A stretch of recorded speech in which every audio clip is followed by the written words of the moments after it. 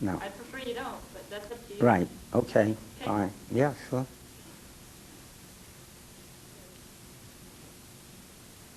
We are here in Abilene, Texas. It is October 31st, 1998. This is the Southwest Chapter reunion. This is Sidney Brickel. He is with the 92nd Cavalry Reconnaissance Squad. Company F. My name's Michelle, and why don't we just get started? Okay. Let me first ask you about where you were born and if it's different from where you were raised, and a little bit of your education. Okay. Born in New York City 77 years ago. Got educated in 1939. I graduated high school, Vander Childs in the Bronx. Went to work immediately after high school, learning to be a liner type operator, which is obsolete now. And that didn't work out. Went to work as a junior executive in a Tissot watch place. That didn't work out. So I told my parents that a kid got to be what his father is, so you can get a little lift. So I learned to be a furrier. My father was a furrier. I learned to be a furrier. Hated it like the dickens. And so that didn't work out, but it was getting pretty close to the war time. So I went to school. They called it the NYA at that time. I went to school to learn to be a machinist. I thought that would be a good trade. And stayed in the school for about 3 months, and then got a job in what they call Spear Aircraft in Jersey City. They were making spare parts for airplanes. That gave me a 6-month deferment in getting into the Army. After the 6-month deferment, they weren't giving anymore, and I was drafted. The day I was drafted, my brother-in-law was getting married the next day, and my wife, and I was married at that time, my wife was the maid of honor, and I was the best man. And the wedding was on Saturday. So I went up to the draft board, and they wanted me to come to go to register. So I went to the draft board, and I asked him if he wouldn't defer it for another week. So the fellow at the draft board said, "Do you think that we're going to hold up the war for you? You go." I got on the train with my father and brother. My wife was going to the wedding in the evening, and I was going to Fort Dix in the afternoon to go into the Army. If I knew then what I know now, I would not have reported that day. What would they have done for me? Put me in the Army?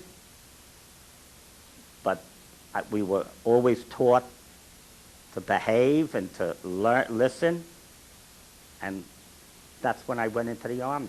Sent me to Fort Knox, Kentucky, where I took basic training and during the basic training, I took a radio operator's test. Passed the test, and when I finished basic training, they sent me to radio operator school in Fort Knox. Learned to be a radio operator, which I really liked. I mean, it was. And then we were sitting in a graduation day. We were sitting in an auditorium, and the general came on the stage. It must have been about 250, 300 guys, all radio operators. And he said, 20 of you guys are going to go to the 12th Armored Division, who's in Tennessee on maneuvers. And the rest will go directly overseas. I mean, these was green guys. So who was going to be the 20 guys? And he started to read the names in alphabetical order. My letter was B, and I was one of the 20 guys. The other guys, wherever they are, I mean, that was terrible, because these guys were going to go straight overseas, and they were green, and it was tough, but I was lucky. They sent me to Tennessee maneuvers, and I didn't know what kind of outfit I was going to be in, what I was going to do there. They gave me a test, and the test was for what you wanted to be in the Army and stuff like that. And I had just come out of a machinist shop, and they gave me a test for machinist. I had done all that stuff right then. I knew everything. He gives me the test, and I passed the test with almost complete 100%. And he tells me, boy, you really, of course, everything he asked me on the test I had just been doing. So he said, and I wanted to be a machinist. I didn't want to go in, as a plain common soldier. He said, how long have you been a machinist? And I said, 6 months. He said, we can't make you a machinist. In order to be a machinist in the Army, you have to be a machinist for 5 years. So that was it. And he sent me he sent me to Tennessee, and we get online right out there in the fields in Tennessee, and there was a big tent, and there was a captain sitting in the tent behind a desk. And we get in line, and who's behind me in line but Carol Bland, who was just interviewed, right? And we go up in front of the captain, and he just calls out what outfit you're going to be in the 12th Armored. And he says, Company F for me and for Bland, because we were both Bs. But we still don't know what outfit we're going to be in.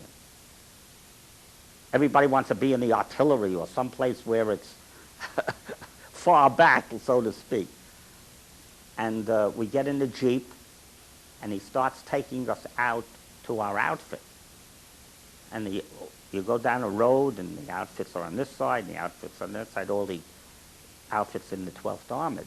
And we just keep going and going, and we look at this outfit, and that outfit, and this outfit, and that. Finally comes to the very end of the road, and he makes a right turn, and we start riding down that road, and when we saw the line of light tanks, you could just imagine how we felt. I mean, here, you're taking green kids, even though we had basic already, and you're going to put them in a light tank? Never even seen a tank, except in the movies. And that was it. We were he was a radio operator, and I was a radio operator. And I didn't even know how to drive a car at that time. But who owned a car at that time? I didn't even know how to drive a car. They put me in a light tank outfit. And that was it. Put me in a light tank outfit. They take us out to a field. There's a whole row of tanks. And he says, everybody get in the tank. Well, most of the fellas in my outfit were farmers, southern people that been driving since they're 10. I was a New Yorker. Didn't even know what it means to get behind a wheel of a car. I jumped into a tank. Everybody had to go in the tank. There was a big tank track that they were going to run around. And I'm sitting in the tank. All these other guys had driven mowers and all kind of farm equipment. They started up, going around, and I'm sitting there in the tank. I don't even know how to start it.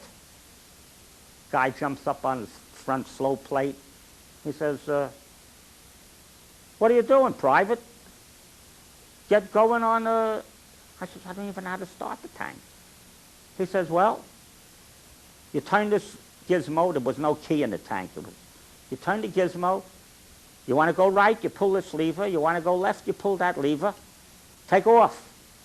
That was it. I started the tank, and I started to run around with the tank. That's how I learned how to drive a tank. I mean, the Army, everything was on-the-job learning. I didn't even know how to drive a car. I drove a tank before I drove a car. And that was, and they made me a radio operator, and they made Bland a radio operator. And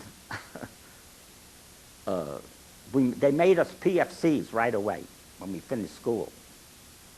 So Bland sat downstairs in the tank, and I sat upstairs. So the downstairs was, a code set, CW they call it, and the upstairs was a voice radio set. We were in the captain's tank. Captain was our tank commander, and we had a driver who's here, but he didn't want to come in. And so that was it. We went to Camp Barkley after Tennessee maneuvers, and we started to practice to be a, for combat. And Bland was downstairs, so they made him a corporal. And I was upstairs. I was a PFC. I mean, Bland killed me for telling this, but we had a different captain that went overseas with us. We had this captain. And Bland always fell asleep. He sat next to the driver. And to this day, I mean, we're the best friends in the world. We're almost like brothers. He always fell asleep.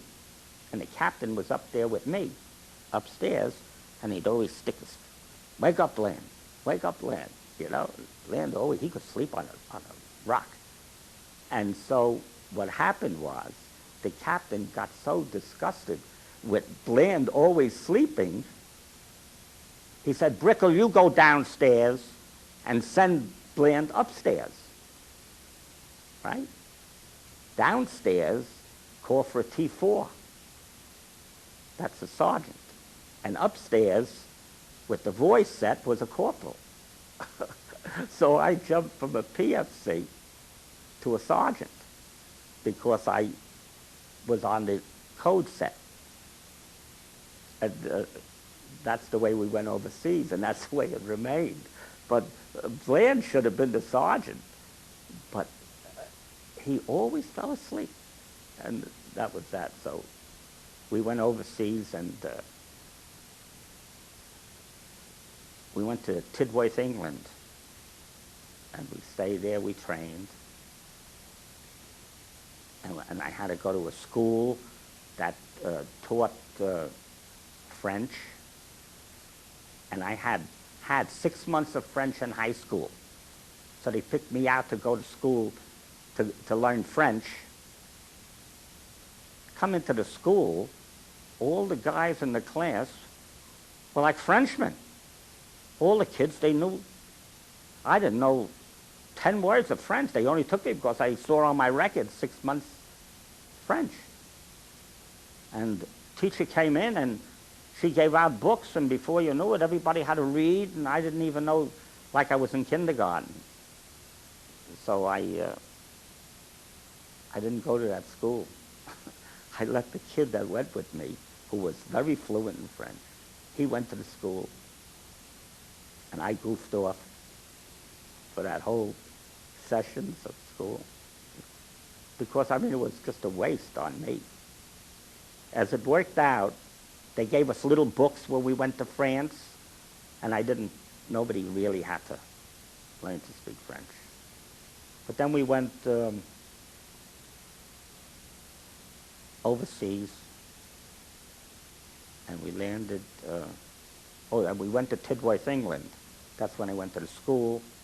Then we drew our equipment, drew the tanks, started to practice, and then we went across the channel in LSTs. Am I talking too much? No.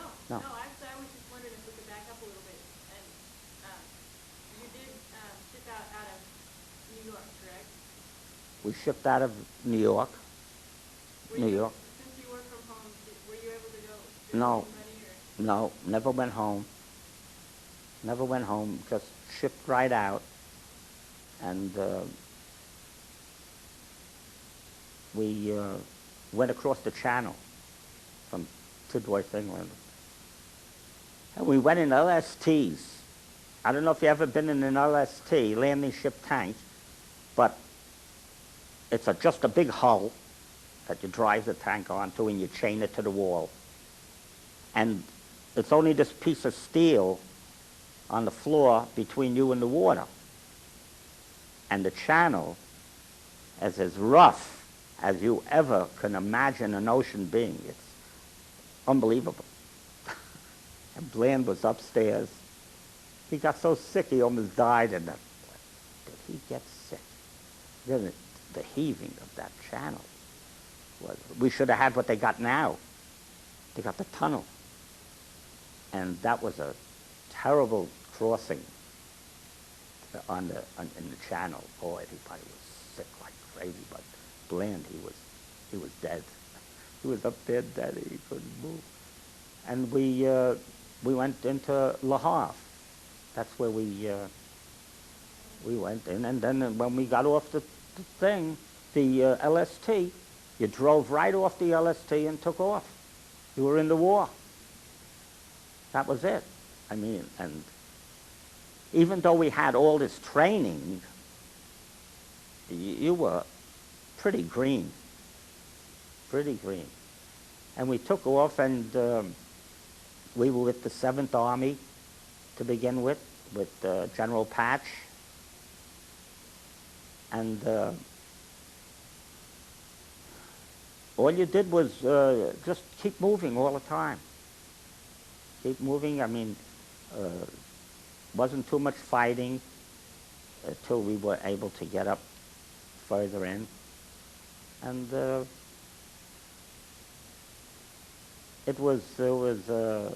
tank was a light tank. I mean, wherever we went, the infantry chased us away. Don't come near us, because we would draw the fire. And our tanks were like, by comparison to now, they're like tin cans. Light tank with a little 37 on it. I mean, we didn't know. We thought we had good armor and stuff, but we found out that was, even our medium tanks didn't have the armor that they needed against the German Tiger tank. I mean, it was bad. As far as that goes, they took some shellac in the medium tanks because the Tiger tank had the 88. And there was no comparison to the 75 to the 88 that they had. And they had stronger armor, thicker armor in their Tiger tanks than we had in our 75s. When I was on the radio, I used to hear, they used to have fights just like you see in the movies, where the tanks would line up and the other tanks would line up this way, just like you see in the movie. And they would go at each other. The only thing that we had was the medium tank was a little more mobile than the German Tiger tank. So they were trying to get around them. If they could hit them in the rear, that was the most vulnerable that the Tiger tank had. But the guys were yelling over the radio, I hit them 3 times and they're just bouncing off. That's with the 75. And, you know, that's very frustrating to be in a war where you couldn't do. But they had to run around, try to escape them, try to hit them where they were most vulnerable. So that Tiger tank was really the terror of the Second World War. I mean, and they were very experienced, the Germans, taking all these other countries, and we were getting our experience. So the very first time that we were going to go into combat, you know how you felt? You dried up like your mouth became like cotton. We were in a long column. I was in the captain's tank. That was the headquarters tank. And then they had A troop, B troop, C troop. And we were in a column, and the column was halted. And they said that there's Tiger tanks in that town that we were going to. And we didn't have anything, so we had to call up the medium tanks, but the medium tanks were far away. This is the first time that we went into combat. They said, well, send up whatever tank you have. And our tank was the only tank there, this light tank. And I hear on the radio what they're saying. And they're saying, well, send up the tank that you have. The captain says, pull out, we're going up. I says to myself, there's Tiger tanks up there. We were in this little tin can. And we started to go past everybody to go to that town. Well, just when we got about to the outskirts of the town, the medium tanks started to come. So we pulled to the side and let them go in. I mean, you could see your maker in front of you. The very first time your hands were wet, your throat was, but that was the first time that we thought that we're going to go really fight the enemy. I mean, and we didn't have a prayer. I mean, if we would have go in there to get it, they could have blown us away. But that was like an indoctrination to combat. We had, my tank had two very harrowing experiences. And I wrote a story on it that I gave to Williams on what happened. In one day, you want me to tell it? Yeah.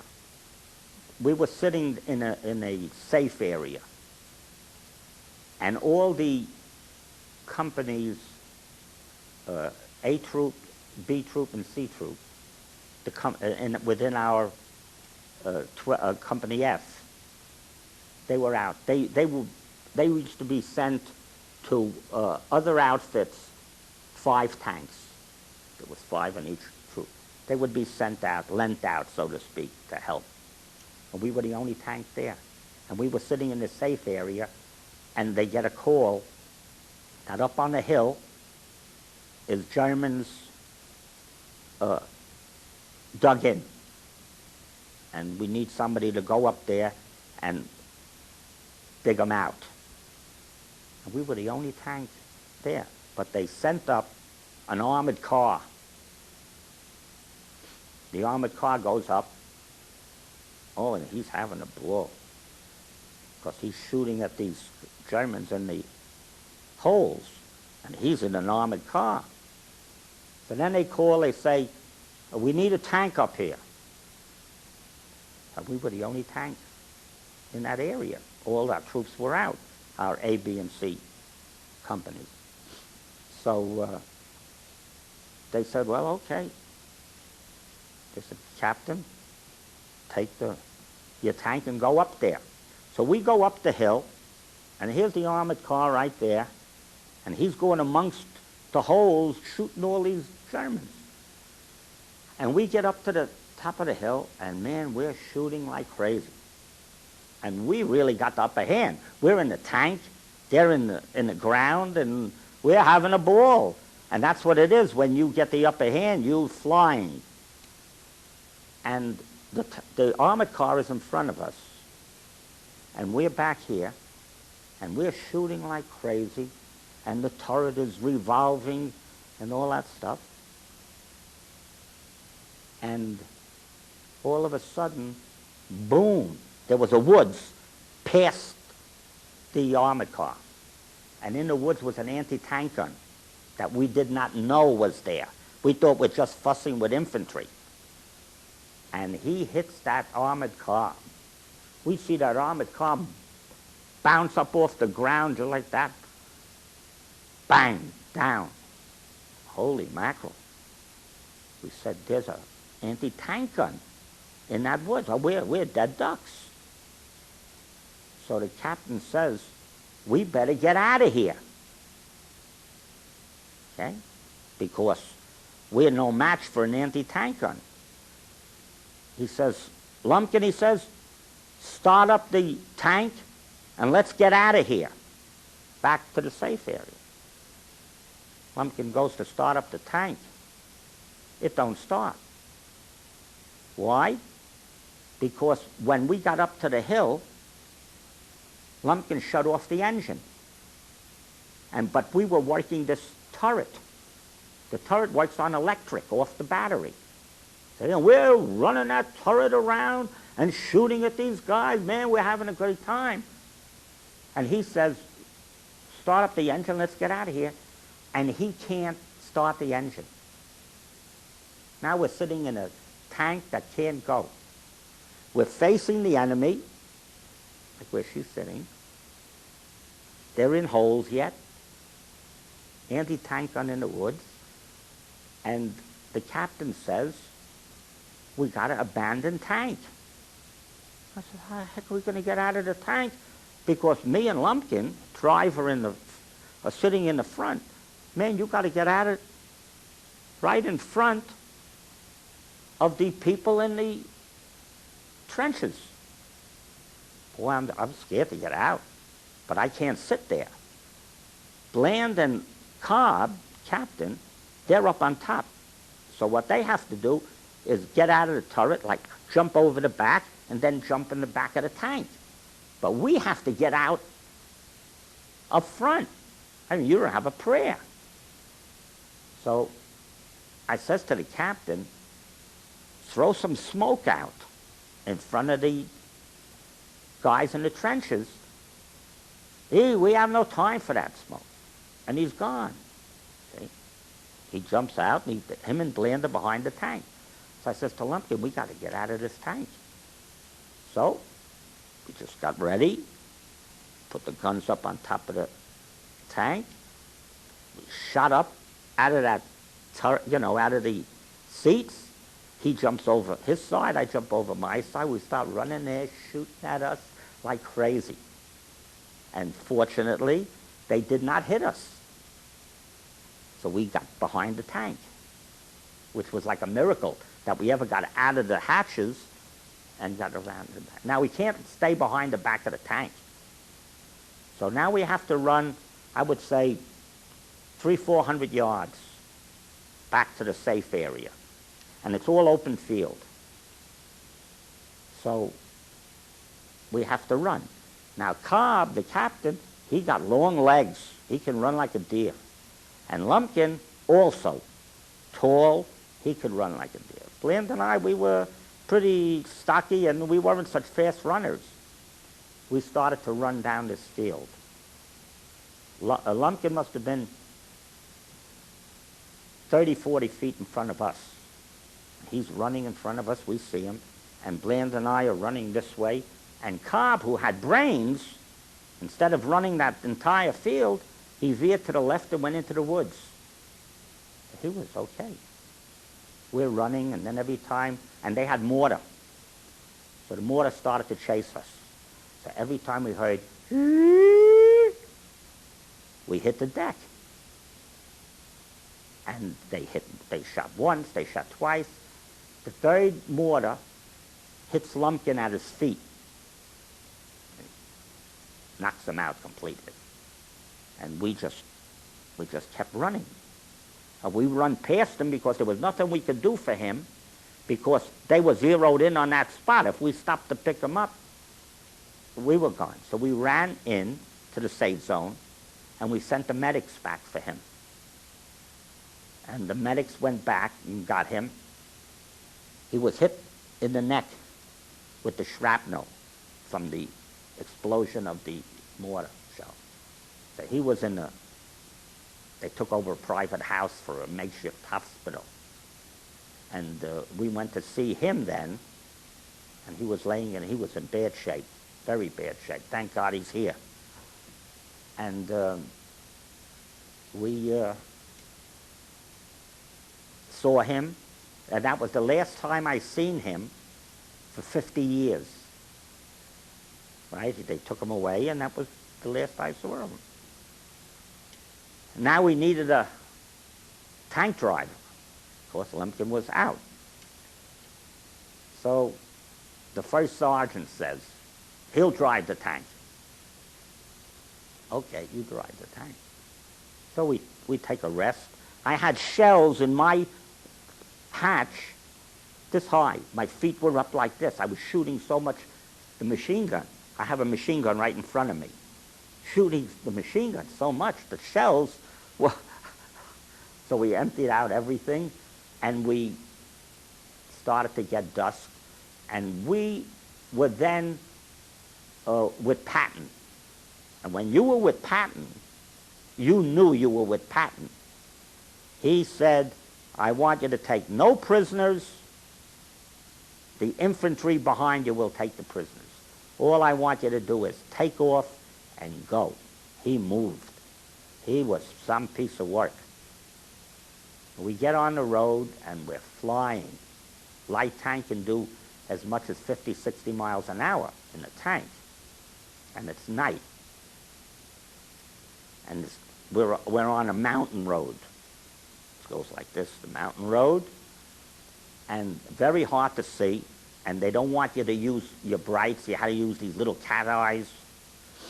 And I got this first sergeant for a driver who's, I would say, was not Lumpkin. He was not an experienced driver. And we're going like crazy. And he zigged when he should have zagged. Right? Going around. And instead of going around, he went straight. And he went straight off the mountain. Straight off the mountain. Now we're going like this. Any minute, we don't know whether to open up the hatch. If you close the hatch and we have an accident, then you maybe never get out. So you crack the hatch and you hold it a little open, and we're shooting down the mountain. Can you picture this? But what happened was, the mountain was loaded with trees, right? Growing out of the side of the mountain.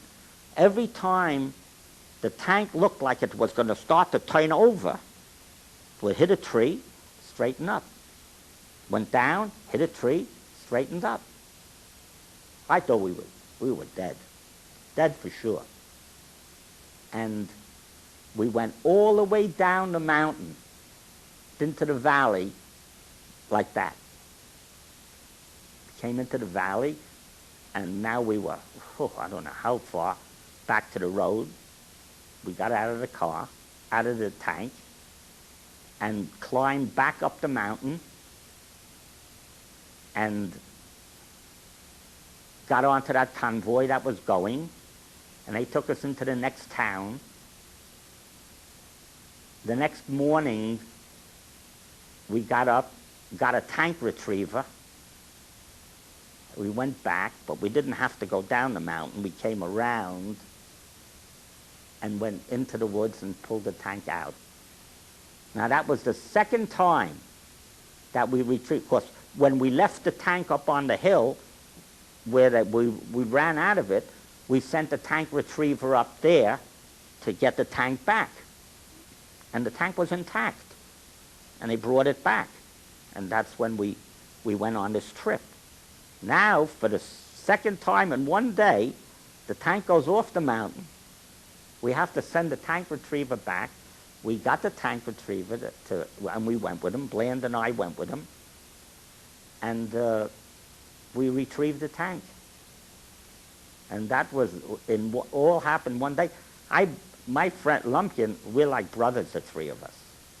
And I'd say to him, you son of a gun, if you wouldn't have got hurt, we never would have gone off the mountain, right? I mean, we would have had an experienced driver and not the first sergeant, which really wasn't his fault, but he was not experienced, and it was night. So I blame Lumpkin, I said, for our dilemma, but he got really hurt. But he's okay now. I mean, he's had his problems, but he's okay. And during the Battle of the Bulge, it was really something, because the enemy would take a piece of land, then the next morning we'd take the piece of land, then they took a piece of land. So they said that everybody has to go into the trenches, because what they did in one particular time up north, the First Army needed help. So they took the 4th Armored Division away from us, where we were in the south, and they sent them up north. And they left us sparse, just spread out, really sparse. And so they said, everybody has to go in the trenches. And so Bland went into the trenches. I didn't go in the trenches, because I was with the captain as a radio operator. So I had to stay in the shack. And that's when Bland got frozen feet. He got frozen feet, and they took him away that morning after it was all over. They took him in an ambulance, and I didn't see him for 50 years. And that was really something. And I got to tell you that going into, did you interview Bland?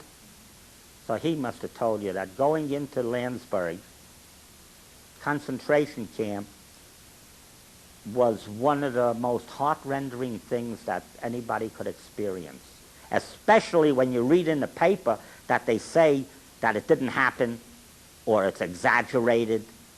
And when we got in there, and we didn't even know what we were, going into. And we got into the building and saw all the ovens. So then we knew we were in some kind of spot. Then we went out behind the building, and there was let's say, 5, 6, 7 boxcars with no tops. And the bodies were piled over the top where we were standing on the floor and looking up, and we could see all the bodies. I mean, so we saw all of that. You can't even come that anybody could do that. That anybody, I mean, no matter if you were the enemy or not, how in the world could you, no matter even if people are telling you to do it, put people in the oven? I mean, come on now. And so we seen all of that, and the people that survived were so emaciated, like pencils in your hand. And they were out of it. They were wandering around like they were in a fog. We tried to feed one guy, and the guy comes in, one fella comes in, he said, don't feed him, don't feed him. He cannot even take that much piece of bread. He can't swallow it. That's how thin they were. And they were, like nuts from what they suffered. I mean, we didn't treat the prisoners. I mean, if you went to Camp Barclay or even Fort Knox and saw the Italian prisoners marching around, they were living like kings. They were out of the war. They were treated nicely. They ate, they slept. And I'm sure our prisoners did not get treated like that, like we treated those prisoners. But, there were things that you did because you were in a war. And it was really, either kill or be killed. It was survival. So, there were plenty of things that probably were unorthodox, or things that we did that in a normal time you wouldn't do. But that was it. They did atrocities. I mean, in Malmedy, they killed 125 they mowed down in the field for no reason at all. They didn't want to have to take care of prisoners. So I think that when we took towns, the fellas got a little rambunctious, and especially when we had to go into the houses and billet and stuff like that. But when you think about it, it was we weren't killing anybody. They were just all excited and all that stuff. But what the Germans did, I mean, that was a terrible, terrible thing. Terrible to do to anybody like that. But that's the way it went. And I'm the happiest guy in the world to have gone through this war. Not that I wanted the war, but the fact that we had to do it, and to come out alive and okay. You cannot have an experience like that ever in your life, because how often do you have a big war like that? Now my kids are all grown, and I have grandchildren. They don't know what war is. They'll never experience. And so our experience, if you can come out okay, you cannot match that experience. The camaraderie, the closeness that you become with the fellas. And as fast as you become friends, then they ship a guy out, and you never see him again. And that's the way it works. But it was really something to take plain, ordinary people and mold us into an army like that. Was a miracle. Was a miracle. But we had some great experiences. We had a lot of fun. When I had to go home, they were going home by points. So I was in Texas, Germany, after the war, and it was a castle.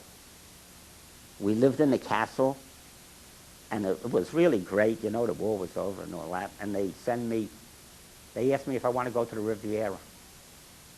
Huh. Who don't want to go to the Riviera, right? So they fly me to the Riviera for 10 days. Go there, have the greatest time in the world. I mean, the places. We went to Nice. The officers used to go to Cannes. They had the sand beach, we had the rock beach for the enlisted men. And I had a great time there. And everybody knew that you're there for 10 days, and you go home. I go back to the outfit after 10 days, and I walk into the outfit. That was the time when they were sending people home on points, and I hardly knew anybody in the outfit. They were all gone in the castle. And I'm standing there, just get back into the castle, and I'm standing there talking to a guy, and the sergeant walks up to me, and he says to me, and the other guy says, anybody want to go to the Riviera? I say, Sarge, I just came back today. He says, I don't care. You want to go to Riviera? So I said, yeah, sure, why not? I mean, what the heck? It's like God's country. He says, go down the hall. There's a fella in that room that wants to go also. Flip a coin. Whoever wins goes to the Riviera. I said, okay, what the heck did I have to lose? I said, okay, I go down there, I flip the coin, I win. They put me on a plane, they send me back to the Riviera. Do you know how you can make out in the Riviera if the people see that? Here you're telling the people, right? You want to make out with the girls, right? I mean, you're telling the girls, and they say, oh, no, you're only here for 10 days, forget it. And you're telling them you're not here for 10 days. You're here to stay, to try to make out with the girls, right? Maybe I shouldn't tell you this, but anyway, when I get back after the next 10 days, and they see me there, well, he said, this guy was telling the truth. He is stationed here. Well, I mean, that gave me carte blanche. I mean, I really had, and I went to the Riviera for 2 times in a row. And that was the greatest thing that ever happened to me. That was my wife hasn't even been to Riviera. She wants to go. I say, what are you going to go for? I was there already. But that was terrific. And then on the points, they sent me to the 15th Cavalry. It was sending you places that were moving up to go. And in the 15th Cavalry, well, when I was in the, in the 15th Cavalry, I was, they made me head radio operator. And I had a Jeep, and living very good. And I was setting up radio stations and playing a lot of basketball. I loved to play basketball. They had a basketball team, played a lot of basketball. But of course, always dying to go home. You wanted to get home already. So the lieutenant calls me to the office. See, when I was in the 15th Cavalry, the colonel of the 15th Cavalry was a communications bug. And if your company had good communications, you were in big favor with this colonel. This lieutenant, who was a stateside lieutenant, you know, we used to look down on the lieutenants that came from stateside. He was a stateside lieutenant. I was setting up all his radio stations. I made a radio school to teach the kids how to take code and send code, and made a regular school. And then I made antennas that go way up that he could communicate with no matter who he wanted, no matter where. So this colonel, he loved that company that had this great communications. The lieutenant calls me in and he says, Brickel, he says, you're due to go home, but I'm not going to send you home. You know, you got to stay here another 6 months, and you know, you're dying to go home. I mean, you can taste it. You're going to stay here another 6 months and get this communications all solid, and then break in somebody to take your place. I says, I'm not staying here another 6 months. If you keep me here another 6 months, it'll be like I'm not here. I won't do anything for you. Just won't do it. But you know, I mean, this was like somebody hitting you over the head. So he said, I says, I got plenty of guys that could take my place. Really didn't, but. And he said, I'll tell you what. I give you 2 weeks. If you can come to me after 2 weeks and say that you have somebody that could take your place, I'll let you go home. Well, I says to myself, don't worry. I got somebody in 2 weeks, whether I got him or not. Because I'm going home. And that's the way it happened. I came 2 weeks later. I took a kid that was a private, and I said to him, if you say you can do the job, and you know, we were teaching him anyway, and say you can handle it, and you won't be afraid, you'll be a sergeant before you know it. I says, and he was afraid, and said, I can't take your job. I says, you just tell him that you can handle it. I'll be out of here, and that's the way it happened. The kid came, and he said, yeah, I could handle it. He said, okay, Brickel, you can go home. And many times I thought about maybe I should have stayed in for 20 years. Of course, I had a good job in the Army, and when you look back sometimes, you say, you know, Wouldn't have been such a bad idea to stay in 20 years and get pensioned off. You were still a young person. And maybe you should have done it. But I'll tell you, I had a great life. I mean, I really, to this day, got the best of everything. I mean, I gotta tell you that. We did very well all the civilian years after the war. I was married when I was 21. My wife was 18. I knew her from when she was 15. And we're together 100 years. And terrific. Did good in business. Financially all set. You know, everything's fine. And I got a jerky wife that don't want to quit work. Can you believe that? I mean, I'm telling you the truth. I bought a condo in Florida 12, 13 years ago. Do you believe that I never spent one night there? 12, 13 years ago, I bought a condo. I didn't want to buy the condo, but my brother was in Florida, and he kept saying, Sid, come on down. And I was working at the time, so I said, I can't come down. And then he called me one day, and he said, you got to buy a condo. They're building a new place. And so I said, okay, go buy the condo. He buys a condo, and I retired. We run out of time. I retired, and I said to my wife, well, okay, Florida's my kind of life. I like to be out all the time. She says, I want to work. She's got a great job, probably the best job in the whole world. And to this day, and then I sold the condo after 12 years, took a bath, because at that time was good and this time was not good. And I'll never get to Florida, but I'm not, and my wife is still working. She's got the greatest job in the whole world. She leaves me alone. I mean, I got the best life that there is. I mean, everything is just terrific. I got children, grandchildren, 4 grandchildren. Everything is just fine. All you need, my friend, is health. If you got your health and you're not afraid to go, that's the life. That's the best thing. And the war experience added to our lives. Added to our lives. It was a great experience. And then I get out of the Army and I don't hear from any organization. Don't hear from any organization at all.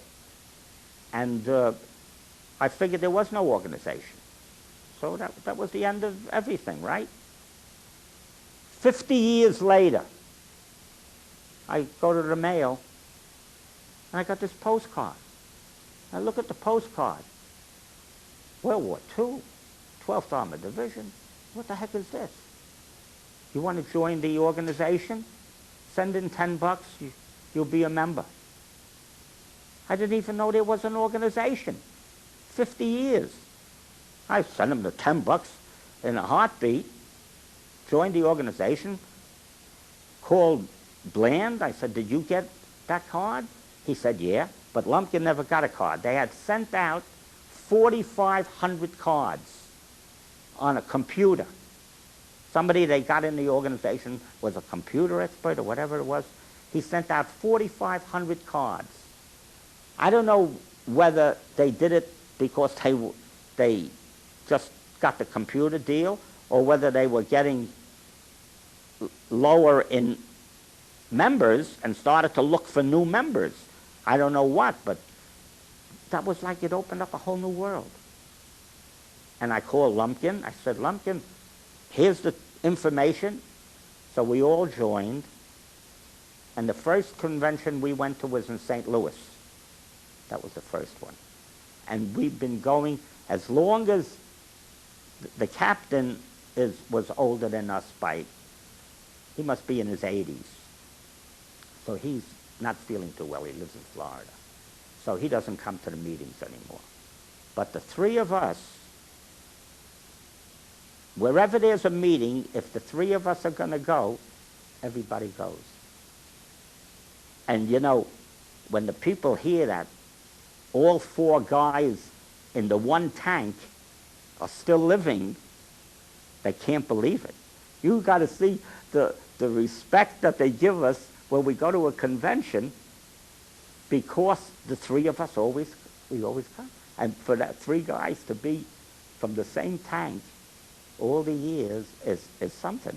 And we're like brothers now. It's just, we don't see each other often because one lives in Missouri, one lives in Alabama, I live in New Jersey. But whenever there's a convention that we're going to go to, the 3 of us go. And it's just been wonderful. We bring our wives. I mean, this time, Bland brought his son. Lumpkin brought his son, his daughter-in-law, and his grandson. He did it the last time, too. And we go everywhere together, and we have a great time. It's a wonderful, wonderful experience now. And as long as we feel okay, we'll be here. That's about it. I mean, I don't know what else to tell you, except that it was nice that you allowed me to talk, because then I can really, when you get started, it's been what, 54 years or whatever it is since we got out. I got out in 46. When you start to talk about it, it's like yesterday. Just like it happened yesterday. But unfortunately, the kids, they're really not interested.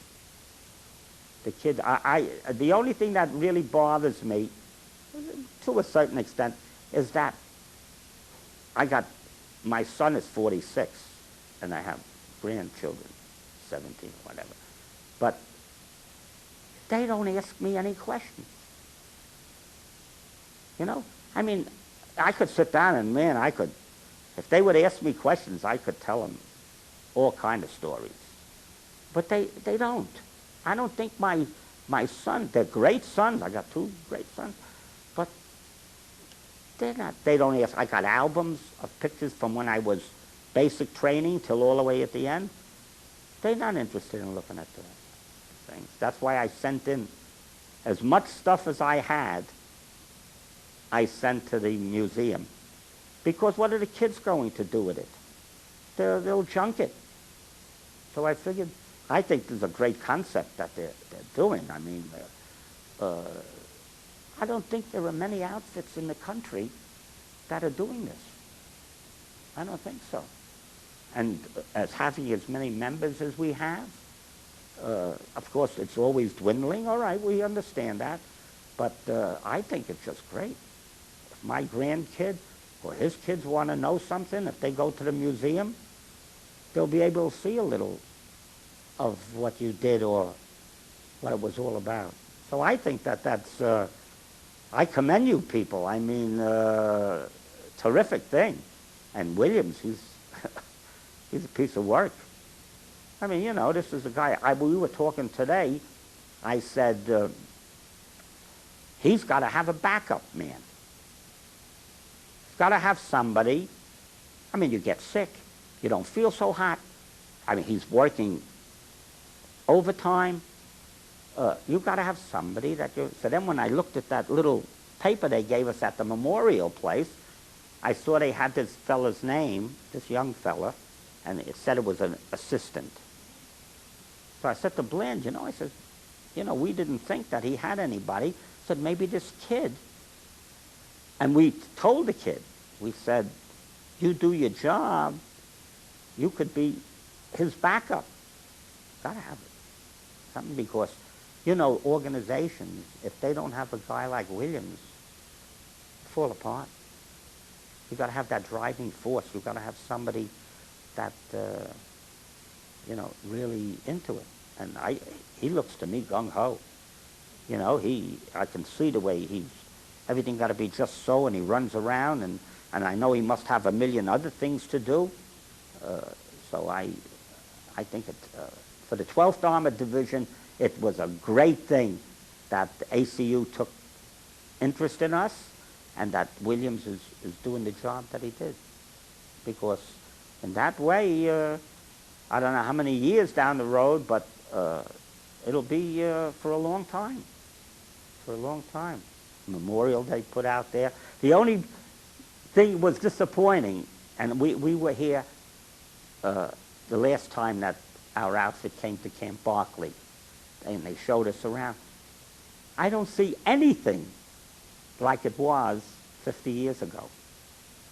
I mean, we looked around, and my wife was down here in Abilene. She came down when we were in Barkley. She came here, and she got a job here.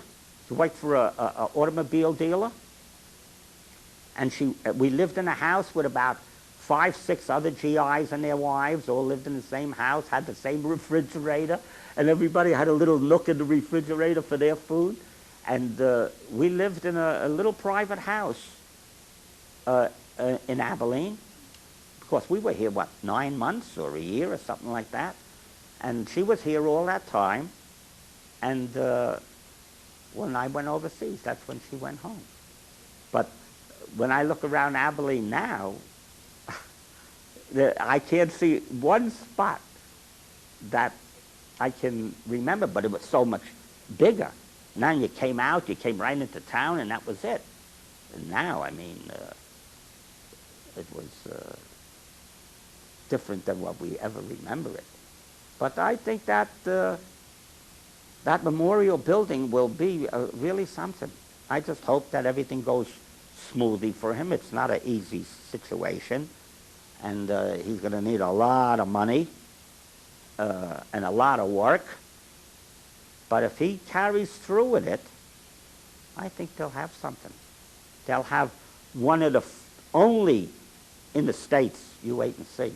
There's not many people, not many organizations doing that. And it'll really be something.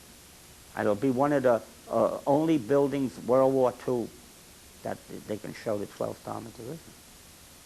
And it was great. And great coming here and seeing these people. I mean, you can't believe what a great thing it is to make acquaintances. And I hope, if you have any questions, I'd be glad to answer them if I can. But otherwise, you know, that's about what we did. We had good times and we had rough times. Battle of the Bulge was fierce because the weather was so cold. Bland, he got frost-bitten feet, and it was bitter cold, but we were young then, and we could handle it. And I mean, you know, we didn't know anything. Take orders and do. And you know, one time, the French were terrible. I mean, I shouldn't say it on TV, but they were terrible. They wore our uniforms, used our vehicles. They looked like GIs because they wore our, but they didn't want to fight. They didn't want to do anything. One time we had artillery shooting for the French, our outfit from the 12th Armored. So they said artillery has to have infantry in front of it, because if the Germans attack, artillery has to have a lot of time to move. They can't just pick up on the Jeep and run. So they put a whole French infantry company in front of the artillery. They were dug in for that night, and so they would protect the artillery. The artillery was shooting half the night, then everybody went to sleep. When they got up in the morning, there wasn't a soul in front of them. During the night, the French pulled out. And there wasn't a soul. The Germans could have come, and they could have just overrun everything. They pulled out at night. And when we looked in the morning in front of the artillery, there wasn't a soul.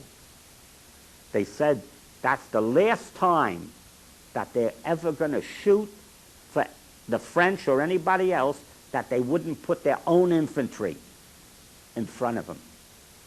Yeah, and they were. French were terrible. They were really, you know, parading. They were good at parades, but otherwise they weren't interested. I think the French what to us, like the Italians, what to Germany. They didn't want to fight either. And they were happy to be captured. When they were captured, we're going to go someplace. So maybe the captain or the colonel says that to the captain. He says, I want the men to fall out at 8 o'clock. So the captain says to the lieutenant, I want the men to fall out at 7 o'clock. And now the lieutenant comes to the sergeant. He says, have the men fall out at 6 o'clock. You get it? Because each one is covering to make sure the guys are out. So by the time that happens, you fall out at 5 o'clock. And you wait till 9 o'clock to move out. You stand there with your pack, and you're waiting and waiting. And that's the kind of thing that, got to you in the Army. You did hurry up and wait. That was a famous saying. Hurry up and wait. And that's the way it went. I mean, I was on KP one day during basic. And, the mess sergeants, they were like tyrants, most of them. And so he comes along before the fellas are going to come in to eat. He starts to check all the plates, and everything. And this was in Kentucky. And my wife is coming for a week from New York to Kentucky. They had a house that they housed wives, and you could allow them to stay there. And she's coming that Monday, so to speak, to see me. And boy, I mean, you can't wait for that kind of stuff, right? And the mess sergeant, he comes around, 30 plates. He says, everybody gets KP for a week. And my wife is coming on Monday. And when you got KP, it's from morning to night. I went to him and I said, Sergeant, I can't be on KP because my wife is coming. Well, they don't care. I mean, that makes no difference to them. So what I ended up doing, I paid a guy to take my place to get KP for a week so that I could go. But I mean, they were, I don't know, maybe they wanted discipline or whatever it was, but they did some crazy things in the Army. I mean, and you just had the guy that complained the most got away with the most. That's what I learned. That if the sergeant would come into the barracks, he'd need 4 guys for some detail. So he'd say, you. He'd say to some guy, you. He'd scream and holler and jump and all kind of things. Well, all the next times that the sergeant came in looking for detail, who did he go after? The guy that said, yes, sir, and out the door. The guy that he was going to give him a hard time and hassle, he didn't go to him anymore. That was, the things that went on. Little things, but was all part of learning, and it was. I was not sorry that I went into the Army. I was glad for the experience. As I said before, as long as I came out, I always say, as a joke, when I talk to guys that were POWs or wounded, I says, I'm the one that should get the medal, not you. You were stupid to get caught, and the other guy's stupid for getting wounded. So why are you giving them a medal? I'm the guy what stayed there day and night, worked, never took any time off. I didn't get wounded. Why didn't I get the medal? And I said, just as a joke, But I said, you were dumb enough to get caught, and they give you a medal for it. Because the truth is that POWs, really, they cater to them. If you were a POW, they really take care of you. When you go to the vet hospitals or anything like that, POWs get preference wherever they go. And, of course, I have a neighbor that's POW for a year. You know that the Germans paid him now for the labor he did for a year as a prisoner.